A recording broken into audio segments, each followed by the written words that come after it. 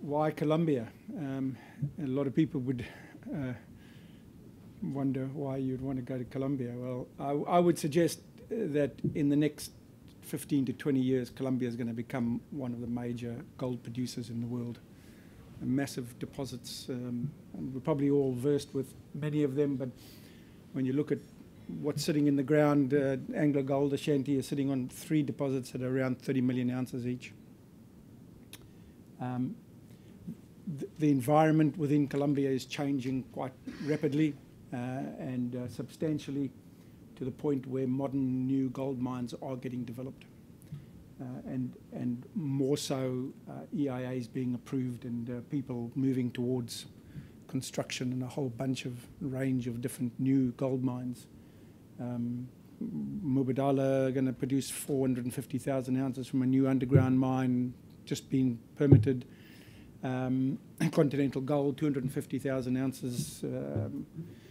New deposits at Marmato, 14 million ounces. So there's enormously big deposits. We've been in Colombia for about 1.5 years with this project. We bought off a bank, Rand Merchant Bank, and we've just completed a feasibility study on a modest initial development on the Miraflores deposit. And it's a breccia system, vertical, very good mining conditions. The feasibility study was only been completed by about 4 weeks ago, and our total focus is the development of the mine over the next 18 months. So we're right in the throes of starting to talk about funding and funding options.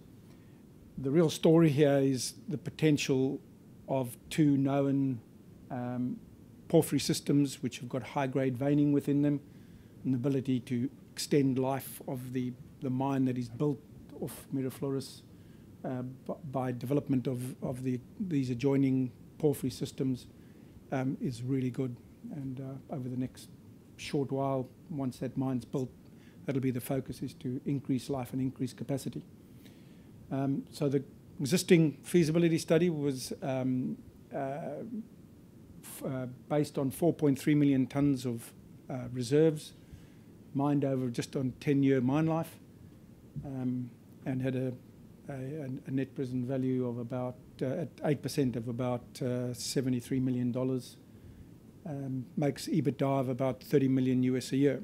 So modest basis for a start, but as I said, the upside is tremendous. I'm not going to bore you with all these numbers in 10 minutes. But the compelling story here for the development of Miraflores is the margin built into the development of this ore body.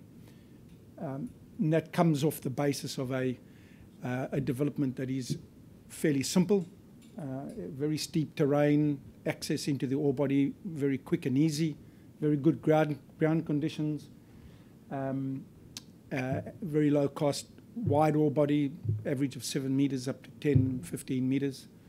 So very good productivities out of the mine, very short distances to move material, and a fairly simple process of gravity concentration and flotation concentration and the treatment of those concentrates on site into doré.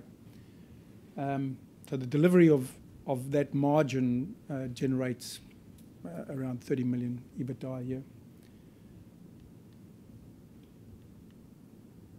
The compelling story is obviously if you can operate at that level, you're at the right end of the cost curve, and the margins become quite substantial.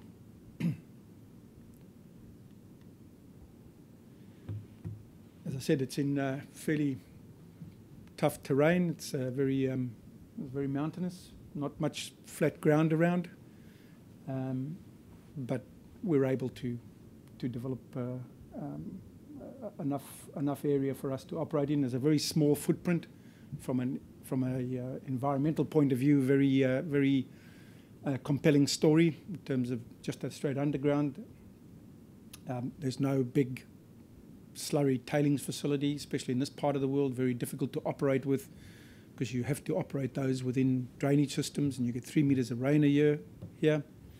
And so we've gone for a filtered stack tailings facility, and you can move out of the drainage systems. And from an environmental point of view, the government there likes that sort of thing. They don't like to see stuff in the drainage systems.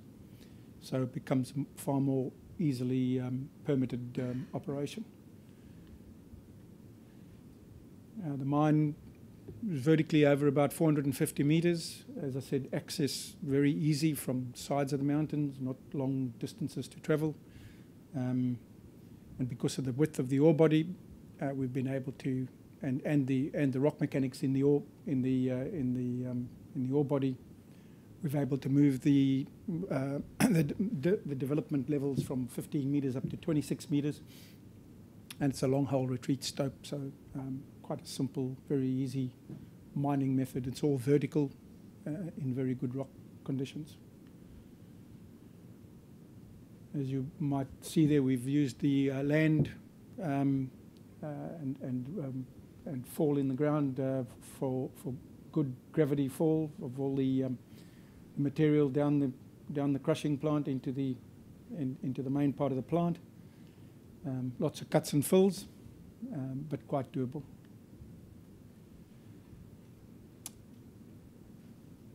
Operating costs, C1 costs of around $600 an ounce, and sustaining capital takes it up to about $643 an ounce,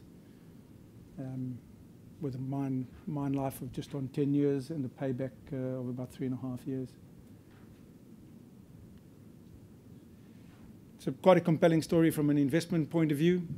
When you look at Metminco today, operating at or trading at about $7 per resource ounce, when the average is up around 24. And as you move up that development curve and start construction and getting to production, you'd expect to move up that curve quite substantially. So from an investment point of view, it becomes quite a compelling story. Same on the reserve ounces. In fact, it's even more so. And the whole idea here is obviously get this thing into production as quickly as we can. As I was talking about, the upside here is quite compelling. Only 800 metres away from the development at Miraflores is the Tesserita porphyry system, with only a few drill holes into it. One drill hole, 384 metres from top to bottom, running a gram. And within that, high-grade veining systems, which are part of an exploration program to look at the extent of those and the ability to truck that ore into an existing plant. So that's about it. It's 10 minutes. Thank you.